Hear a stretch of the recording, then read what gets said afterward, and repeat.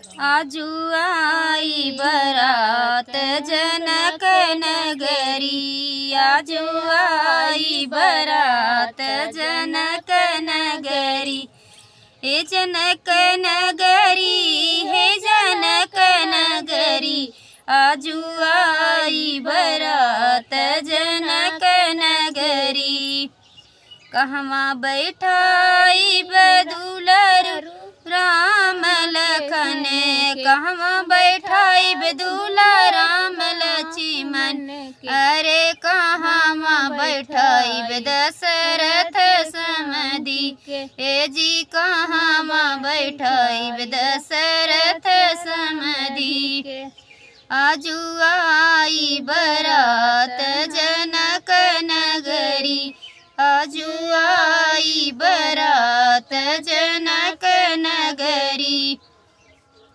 अंगने बैठाई दूल्हा राम लक्ष्मण, अंगने बैठाई दूल्हा राम लक्ष्मण। ए जी अंग दुआरे बैठाई दशरथ समधि, ए जी दुआरे बैठाई दशरथ समधि। आजू आई बरात जनक नगरी, आजू आई बरात जनक नगरी। हे जनक नगरी, हे जनक नगरी, आजू आई बरात जनक नगरी।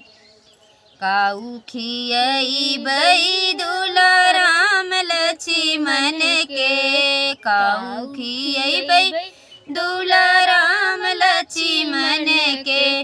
काऊ खियई बई दशरथ समधि, जी काऊ खियई बई दशरथ समधि के। आजू आई बरात जनक नगरी, आजू आई बरात जनक नगरी।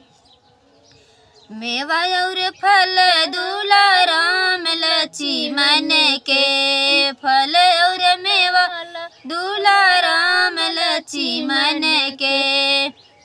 खीर खियई बई दशरथ समधि, जी खीर खियई बई दशरथ समधि के। आजू आई बरात जनक नगरी, आजू आई बरात जनक नगरी। हे जनक नगरी, हे जनक नगरी, हे जी आई बरात जनक नगरी। के कर बेटी विदा होई के जई है, के कर बेटी विदा होई के जई है। के कर बहुरिया होई जई है, ये जी के कर बहुरिया होई जई है। के कर घर अनियार होई जई है, जी के कर घर अनियार होई जई। ए जी के कर घर होई है उजियार जनकपुर नगरी में। ए जी के कर घर होई है उजियार जनकपुर नगरी से। जनकपुर के जनक जी के धेरिया विदा होई के जई हैं, जनकपुर जनक जी के धेरिया विदा होई के जई हैं। ए जी दशरथ के होई है बहुरिया हो, ए जी दशरथ के होई है बहुरिया हो। जनकपुर नगरी अनियार होई जई है, ये जी जनकपुर नगरी अनियार होई जई है। ए जी जदिया के होई है उजियार जनकपुर नगरी से हो।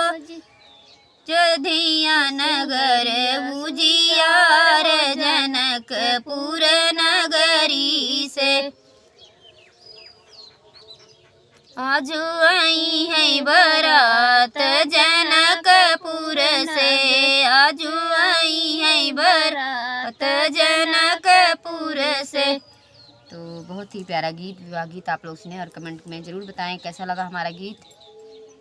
और हम लोग को बहुत मच्छर काट रहे हैं क्योंकि गर्मी का मौसम आ गया है। तो देखिए हमारी दीदी जी बहुत कई गीत में अपना मच्छर ही मारती रह गई। तो देखिए कैसा लगा। हम लोग बहुत ही मेहनत से, लगन से आप सबके बीच गीत डालने की कोशिश करते हैं और करते रहेंगे। बस हमारी उम्मीद को आगे बढ़ाते रहें। प्लीज़ हमारा सपोर्ट करें और सब्सक्राइब लाइक करना ना भूलें, और फेसबुक पर लाइक और फॉलो शेयर करना ना भूलें आप लोग।